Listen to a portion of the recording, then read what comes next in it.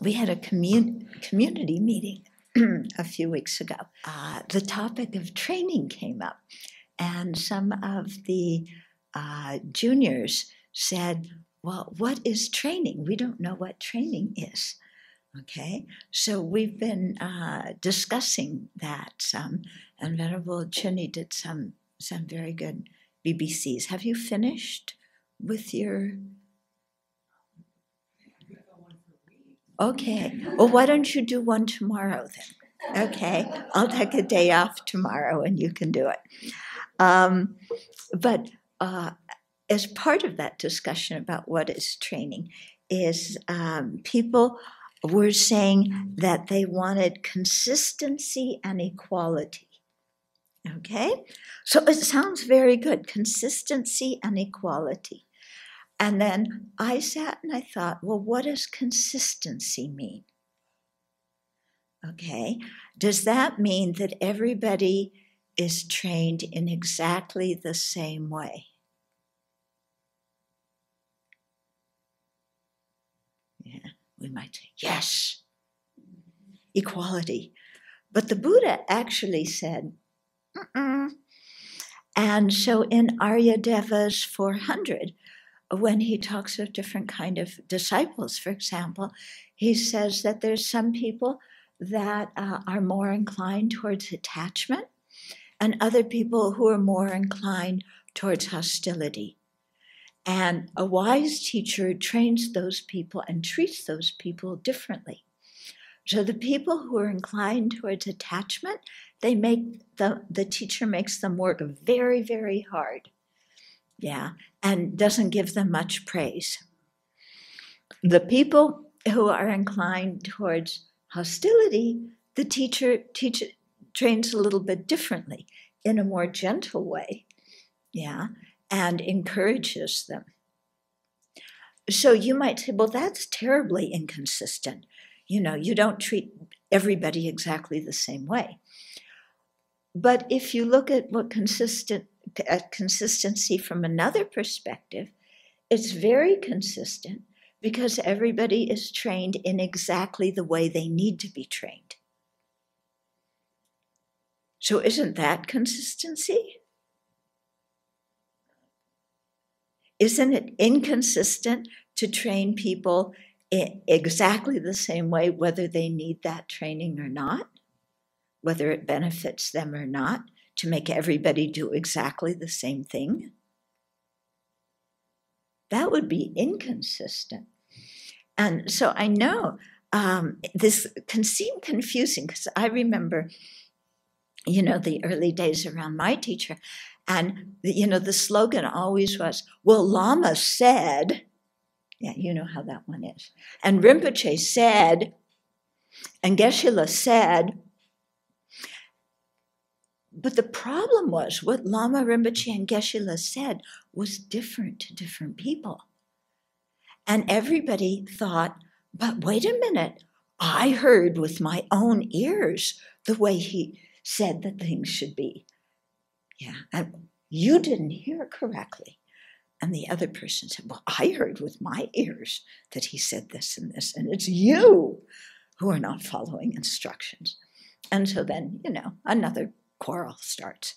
Yeah, what else is new?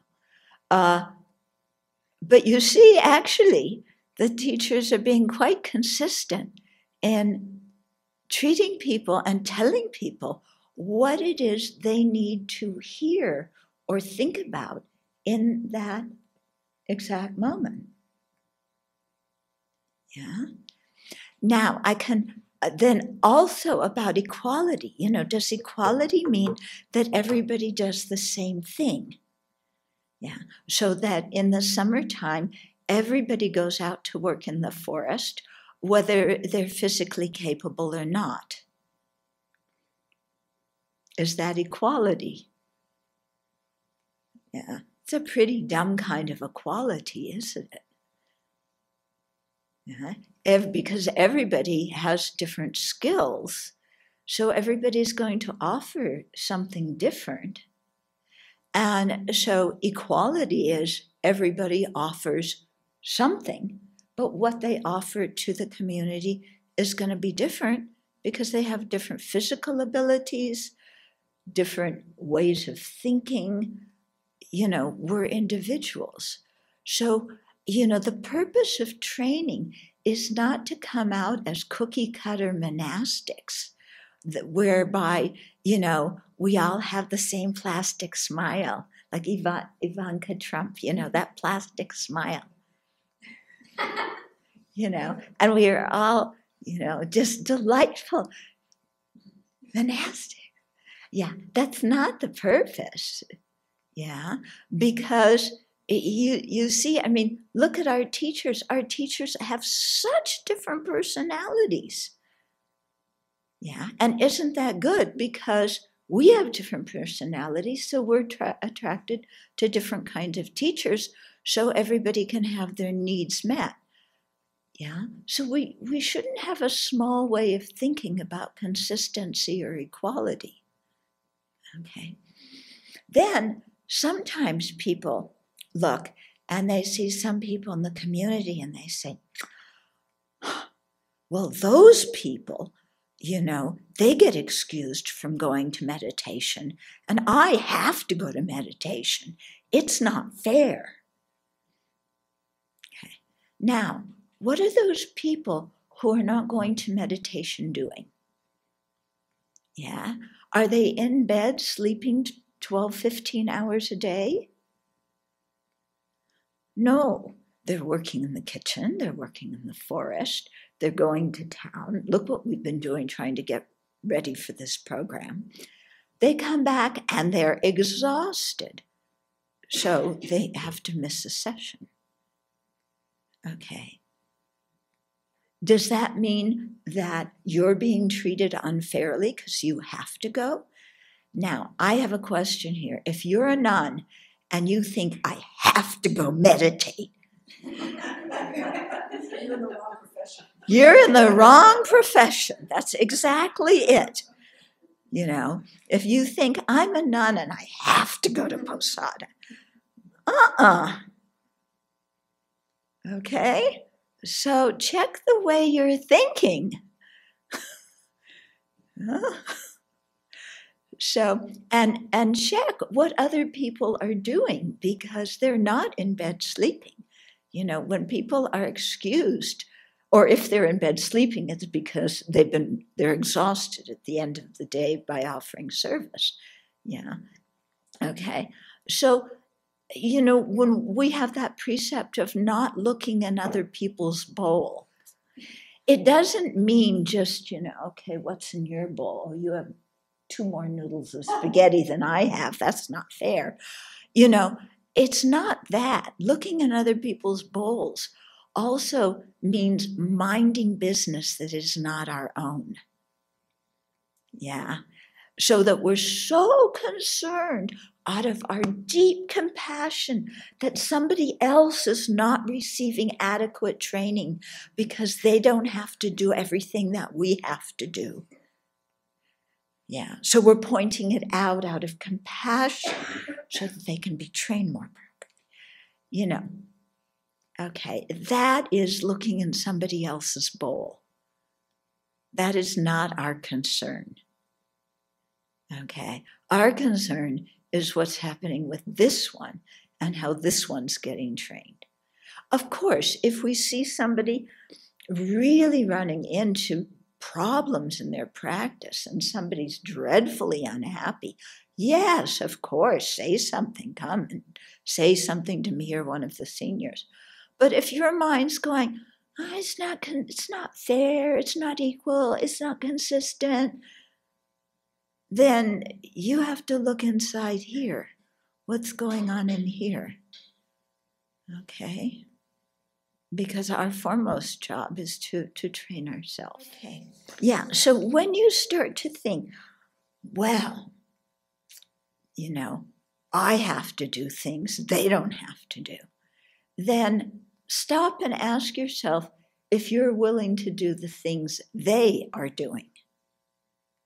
Okay. So one of the things often is, well, somebody's missing meditation during the courses, the meditation session before lunch. Oh, that person's not coming to meditation. They're not coming to the discussion group. I have to. Okay, so first of all, check up why you're saying I have to. Second of all, check up what are they doing? And ask yourself if you're willing to do that. Why is somebody missing the meditation before lunch? Because they're working in the kitchen. Are you willing to cook for a retreat of 40 or 50 people for several days? If you say yes, then that's fine. We'll let you do that, and then you can skip that meditation session before lunch too.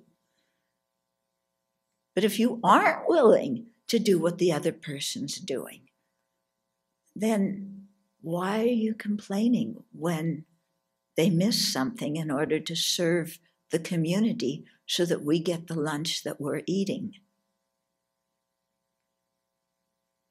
Okay, so, our practice is to appreciate what other people do, not to have constantly going in our mind this judgmental, critical mind that compares everybody to ourselves such that we come out on the losing end.